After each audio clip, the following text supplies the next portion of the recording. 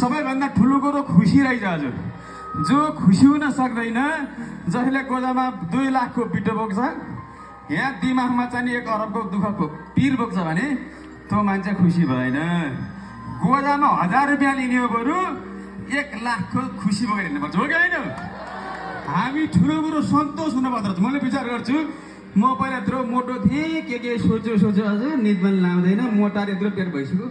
आज मैले हाँस्छु, नाच्छु, खुसी हुन्छु। जो खुसी हुन सिक्यो त्यसले जिन्दगी जिउन सिक्यो। खुसी हुने मान्छेले अर्का नराम्रो सोध्दै खोज्दैन। हे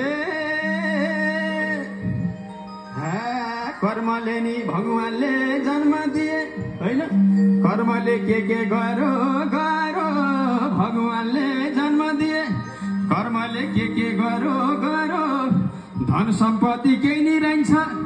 खुसी हुन पर्यो बुझ्न गाह्रो संसार कसरी लाउनु पार, बुझ्न गाह्रो संसार कसरी लाउनु पार, बुझ्न गाह्रो संसार कसरी लाउनु पार, बुझ्न गाह्रो। यो पछि म्युजिकै कसरी लाउनु पार, बुझ्न छिटोला सेन्टर कसरी लाउनु पार, बुझ्न गाह्रो सारा संसार कसरी लाउनु पार, बुझ्न गाह्रो संसार कसरी लाउनु पार, बुझ्न गाह्रो संसार कसरी लाउनु पार, बुझ्न गाह्रो संसार कसरी लाउनु पार, बुझ्न गाह्रो संसार कसरी लाउनु पार, बुझ्न गाह्रो संसार संसार।